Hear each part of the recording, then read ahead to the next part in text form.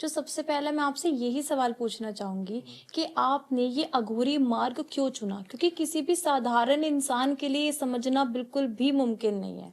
अघोरी मार्ग में इसलिए चुना कि कई ऐसे रहस्य हुए थे मेरे साथ जो मैं एकदम भटक गया था पूरी तरीके से। मेरे को कुछ रास्ता नहीं दिख रहा था और मैं खुद भी जा जा के सबसे देख के मेरी परेशानी का मैंने पूछा, लेकिन कोई परेशानी।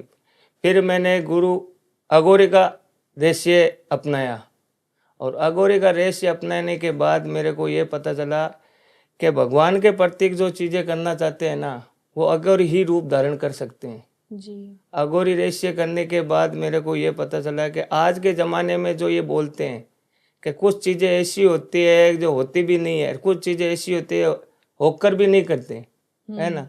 लेकिन अघोरी का रहस्य ये होता है कि किसी को परेशानी होता है तभी वो रूप धारण करता है। और भगवान के प्रत्येक ऐसे अभी कई भी ऐसे भी बैठे हैं कि रूप धारण कर लेते हैं, लेकिन अघोरी का रूप अलग होता है। अघोरी होता है जन्म से, जन्म से ही अघोरी बनता है, तो ही अघोरी होता है ना। और अघोरी एक ऐसी साधना में की जाती है कि कई सालों से तपस्या करनी पड़ती है अघोरी के अंदर। महाकाल की तपस्या करेंगे ना तो ही अघोरी रूप धारण कर सकता है। और अघोरी के लिए हमारे महाकाल के आगे हमने बहुत सालों से तपस्या की है, तब जाकर आज ये हमारे को ये मिला है शरीर उनका जी। और महाकाल की कृपा से आज अघोरी साधना में काफी समय सालों बीत जाते हैं, तभी कुछ नहीं है। पहले अपना शरीर को पिंड दान करना पड़ता है अघोरी रूप में करने के लिए, अपना शरीर को मार देना पड़ता है, तब जाकर कोई साधु का अघोरी का रूप बनाते हैं।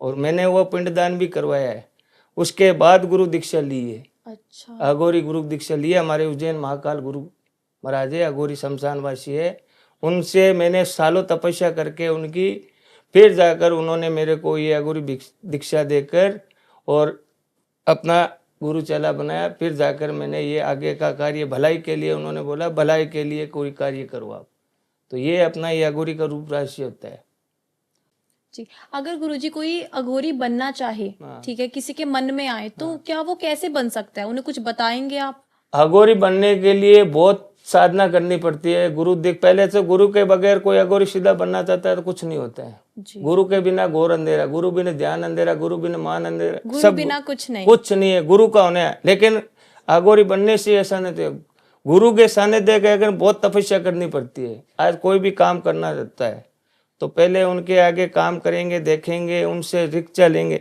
एक सीधा भी अगर बनना चाहता है ना, वो बन जाएगा एक बार, लेकिन उसको जो गुरु का रास्ता है वो नहीं मिल सकता जी। उसको ठोकर खानी पड़ेगी। गुरु के अगर सानिध्य में कोई काम करेगा ना तो उसको कभी भटकने की जरूरत नहीं होगी, जो चाहेगा वो चीज उसको मिलेगी। गुरु का नाम ही अगर गुरु पास में नहीं होता है ना, अगर गुरु का नाम मन के अंदर रट लेगा ना तो वो उससे पहले जो भी चीज करना चाहेगा ना उसको हो जाएगा, काम सब कर लेगा। क्योंकि गुरु के पास होने के, गुरु का नाम होना जरूरी है जी। गुरु का सबसे बड़ा, अभी मैंने आपको बताया ना कि मैं पहले आपको 5 में बताया था गुरु आराधना की थी मैंने, तो वो मेरी सबसे बड़ी गुरु आराधना होती है जी। गुरु के बिना कुछ नहीं है। और अघोरी बनने के लिए बहुत तपस्या करनी पड़ती है, ऐसे कुछ नहीं। मैंने आपको बताया कि तंत्र गुरु साधना अघोरी साधना कोई भी करनी चाहिए। अघोरी की एक साधना इतनी महा कठिनाई साधना होती है, शमशान के अंदर में आंधी कुछ भी देखना पड़ता है, लेकिन वो अपनी मगन तपस्या में बैठ जाते हैं ना, तो उसके अंदर क्या होता है, कितना भी कुछ ना हो लेकिन वो अपने जप और तप में ना बैठा रहना पड़ता है, भूखे रहना पड़ता है, सब कुछ त्यागना पड़ता है, अन्न पानी जल त्याग सब कुछ त्यागना, तब जाकर सालों की तपस्या के बाद वो अघोरी दीक्षा मिलती है। वैसे शिक्षा नहीं मिलती है, ना दीक्षा मिलती है जी। और वो होता है गुरु के सानिध्य से। अघोरी तपस्या सबसे महा कठिनाई तपस्या होती है, सब कुछ त्यागना। पहले तो अपना शरीर पिंड दान करना पड़ता है, पहले तो अपना शरीर को मोक्ष करना पड़ता है, मारना पड़ता है।